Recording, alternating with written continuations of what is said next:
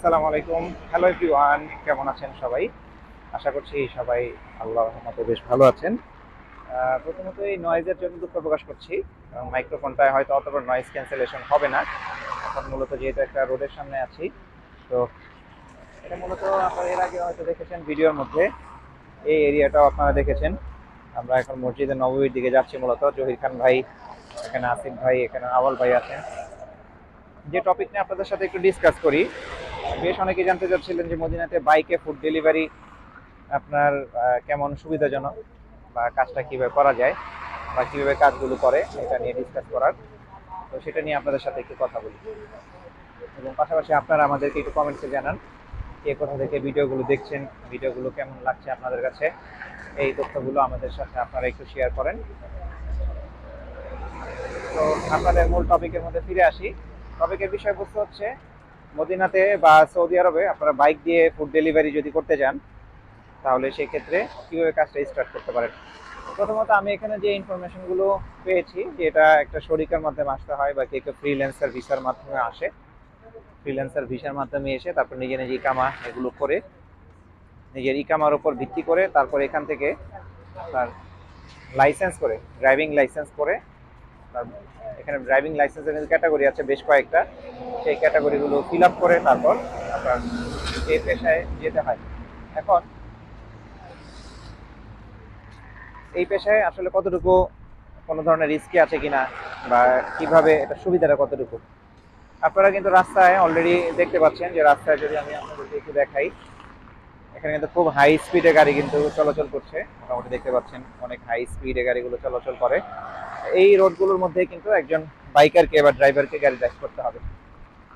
Driver বা গাড়ি চালক যারা আছেন তাদের জন্য হয়তো বা খুব বেশি একটা অসুবিধা না হলেও আপনার যারা বাইক দিয়ে রাইড শেয়ার করেন বা বাইক চালান তাদের জন্য কিন্তু মোটামুটি একটু বেশ একটু কষ্টদায়কই হয় বা একটু রিস্কি থাকে। কারণ এখানে যে বাইকগুলো আমি দেখেছি এই শরিকা থেকে দেওয়া হয়, বাইকগুলো খুবই সাধারণ এবং আমি যদি বলি নিম্নমানের বাইকগুলোই দেওয়া হয়, একদম খুব হাই গ্রেডের বাইক দেওয়া হয় না। বক্সার বা এই যে বাইকগুলো দেখলাম, এই বাইকগুলোর আপনার ব্রেকিং সিস্টেম, টায়ার খুব একটা ভালো না। ব্রেকিং সিস্টেম বলতে ড্রাম ব্রেক দেওয়া সামনে এবং পেছনে ব্রেকিং সিস্টেম দেওয়া, যেগুলো কিনা এই রাস্তার জন্য আসলে একদমই পারফেক্ট না। যেহেতু এখানে খুবই হাই স্পিডে আপনার যানবাহন চলে এবং কোনো কারণে যদি একটার সাথে আরেকটা কলিশন হয়ে যায়, তাহলে কিন্তু সেই ক্ষেত্রে দেখা যায় আপনার খুব মারাত্মক ম্যাসিভ অ্যাক্সিডেন্ট হওয়ার একটা চান্সেস থাকে এবং হয়। আমি রাস্তা অনেক দেখেছি, দেখতে দেখতে একটা গেল। তো রাইড শেয়ারিং এর এই বিষয়গুলো যাদের বাইকের উপর অনেক বেশি স্কিল আছে, দক্ষতা আছে, তারা কিন্তু আপনার এই পেশাটা এখানে চয়েস করতে পারেন। এখন এখানে কি কি ডেলিভারি কোম্পানি আছে এগুলো নিয়ে একটু জানাই। এখানে সবচাইতে মোটামুটি টপ ডেলিভারি কোম্পানির মধ্যে আছে আপনার হাঙ্গার স্টেশন, কিতা, নুন, জাহেজ। এগুলো ছাড়াও আরো হয়তো বেশ কয়েকটা আছে, তবে এগুলো বেশ পপুলার। এই কোম্পানিগুলোতে আসলে আপনি রেজিস্ট্রেশন করে আপনার ড্রাইভিং এর বা বাইক দিয়ে ফুড ডেলিভারি কাজগুলো করতে পারবেন। ফুড ডেলিভারির ক্ষেত্রে কিছু নীতিমালা থাকে, যেমন আপনাকে তারা টার্গেট দিবে, টার্গেট বেস কাজ করতে হবে। এটা কোম্পানি বা শরিকা ওয়াইজ অনেক সময় ডিপেন্ড করে। যেমন কখনো কখনো টার্গেট 450, 500, 550 এমন হয়। তো এর উপরে বেসিক স্যালারিটা নির্ভর করে এবং এর উপরে যদি কেউ আপনার ক্লিয়ার করতে পারে বা টার্গেট ফিল আপ করতে পারে, তাহলে সেক্ষেত্রে দেখা যাচ্ছে আপনার বোনাস বা কমিশন আরো বেশি পেয়ে থাকে। তো এখন এই কাজগুলো করতে গেলে আপনার কিন্তু মোটামুটি প্রতিদিন যদি 450 টার্গেট হয়, আপনাকে দেখা যাবে 15টা 20টা এভাবে করে বা মিনিমাম 18টা করে আপনাকে কিন্তু রাইড বা ট্রিপ কমপ্লিট করতে হবে, ফুড ডেলিভারি করতে হবে। এখন দেখেন যে বাইকগুলো দেওয়া হয়, এই বাইকগুলো কিন্তু আপনার অতটা মানে রাস্তার জন্য পারফেক্ট না। তো অনেকে দেখা যায় আবার যাদের একটু সামর্থ্যে কোলায় তারা নিজেরা নিজেরা বাইকটা চেঞ্জ করে নেয়। তো তারপরে তো সবার পক্ষে পসিবল হয় না। যদি এই বিষয়গুলো মাথায় থাকে তাহলে আপনারা করতে পারেন। আচ্ছা, স্যালারি বিষয়গুলো, এই রাইড শেয়ারিং এর বা ফুড ডেলিভারি স্যালারিগুলো সাধারণত আমি যেটা দেখেছি 1800, 2000, 2200, 2500 রিয়েল এমন থাকে। অনেক সুন্দর সুন্দর স্ট্রাকচার এর মধ্যে থাকে। তো এগুলোর মধ্যে আপনার কমিশনটা হয়তো তাদের মতো করে কেটে নেয় এবং নিজের মতো করে আপনাকে টার্গেটটা ফিল আপ করতে। অবশ্য টার্গেট যদি ফিল আপ না করা হয় তাহলে কিন্তু আপনার এক্ষেত্রে মূল স্যালারি থেকে বেতন কাটা হতে পারে, এগুলো মাথায় রাখতে হবে। সবার আগে যেই টপিকটা বা বিষয় গুরুত্বপূর্ণ, সেই গুরুত্বপূর্ণ বিষয়টা হচ্ছে যে আপনাকে অবশ্যই বাইকে খুবই দক্ষ এবং খুবই স্কিলড হতে হবে। কারণ এখানে আমি পুরো রাস্তাটাই কিন্তু দেখাতে দেখাতে আপনাদেরকে নিয়ে যাচ্ছি। এখানে দেখেন প্রত্যেকটা গাড়ি কিন্তু অনেক স্পিডে চলে, বাইক কিন্তু খুবই কম। তো এগুলো সব মাথায় রেখে আপনাদেরকে এখানে আসতে হবে।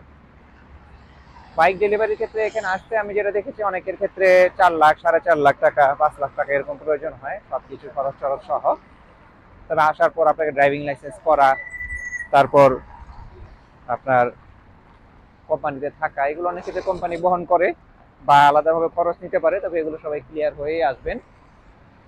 তো ফুড ডেলিভারির ক্ষেত্রে গাড়ির বিষয়ে যেটা, সেটা যদি করতে চান আপনাকে গাড়িতেও খুবই দক্ষতা নিয়ে আসতে হবে।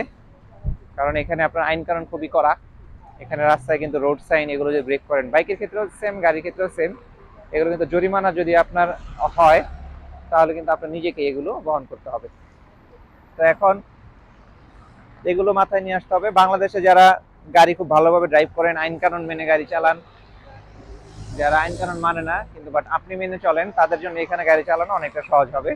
কারণ এখানে লাইটিং সিস্টেমে সবকিছু চলে, জেব্রা ক্রসিং এ মানুষ পারাপার হয়, ফুট ওভার ব্রিজে মানুষ পারাপার হয়, রাস্তাঘাটে এইভাবে এব্রেকের ভাবে দৌড়দৌড়ি করে না।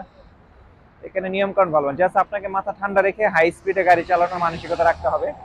দেখেন এটা কিন্তু একটা মোড় থেকে পার হওয়ার পরে কিন্তু প্রত্যেকটা গাড়ি হাই এক্সিলারেট করে আপনার কিন্তু এদিক দিয়ে স্পিডে করে বের হয়ে যায়। তো এই বিষয়গুলো আপনাদেরকে মাথায় রাখতে হবে। আর গাড়িতে আসতে গেলেও ফুড ডেলিভারিতে আসতে গেলেও প্রায় এমন খরচটাই হয়। আমাদের সাথে যে দুইজন ড্রাইভার ভাই আসছেন, ওনাদেরও প্রায় এমন খরচই হয়েছে হয়তোবা। তো তারা হয়তোবা শীঘ্রই জয়েন করবেন। তবে তারা যেহেতু মত চেঞ্জ করেছেন, হয়তো ড্রাইভিং এর কাজটা তারা নাও করতে পারেন, অন্য পেশায় জয়েন করতে পারেন। তো এখন সেটা আমরা ভবিষ্যতে জানতে পারবো। যদি এখানে এই সময় পর্যন্ত স্টে করা হয়, তাহলে আশা করছি তাদের আপডেটও আপনাদেরকে একটু জানাতে পারবো যে তারা কি কাজ করবে আর কি। যদি এর আগের ভিডিওতে আমরা তো দেখিয়েছি, ওনারা বলেছিলেন যে অন্য পেশায় যেতে পারেন, তবে এটা যার যার ব্যক্তিগত বিষয়। তো এই আর কি মোটামুটি। তো রাইট, এখানে ফুড ডেলিভারিতে কিভাবে অর্ডার কালেক্ট হয়, কিভাবে অর্ডার আপনার ড্রপ করতে হয়, এগুলো নিয়ে আমি একটা ভিডিও বানানোর চেষ্টা করব, যদি আপনারা চান আর কি, যে সৌদি আরবে কিভাবে কিতা, জাহেজ, হাঙ্গারি স্টেশন, এই জায়গাগুলো থেকে আপনার অর্ডারগুলো আসে, অর্ডারগুলো কিভাবে কমপ্লিট করতে হয়, এই সবগুলো বিষয়বস্তু নিয়ে আমি চেষ্টা করবো আপনাদেরকে জানানোর, যদি আপনারা জানতে চান। আমরা মদিনাতুল মুনাওয়ারার অনেকটাই কাছাকাছি। তো আমি এখানে ভিডিওটা লং করছি না, এখানে শেষ করছি। আপনারা জানান আমাদের কাছ থেকে কি কি বিষয়ে জানতে চান ইত্যাদি। এর মধ্যে আপনাদেরকে একটু রোডের সৌন্দর্যগুলো একটু দেখাই।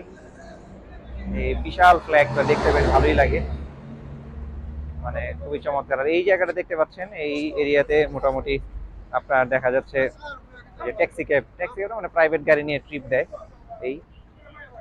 আর এটা হচ্ছে আর একটা মজার বিষয় আপনাদেরকে দেখাই, যে এরকম জাতীয় বেসিন বা কল থাকে, এখান থেকে অনেকে পানি খেতে পারে। এটি সৌদি গভর্নমেন্ট থেকে নির্ধারণ করা এই জাতীয় কলগুলো। আর এই যে অনেক সুন্দর একটা প্লেস। তো এখানেই শেষ করি, আপনাদের সাথে গল্প করতে বেশ ভালোই লাগলো। আর দোয়া করবেন আল্লাহ যেন সব বিপদ আপদ দূর করেন, সহি সালামতে যেন কাজ শেষ করতে পারি, যেন ভালো কিছু দেন আল্লাহ ভবিষ্যতে সবার জন্যই। তো এখানে শেষ করছি, সবাই ভালো থাকেন এবং সুস্থ থাকেন, সুন্দর থাকেন। আসসালামু আলাইকুম।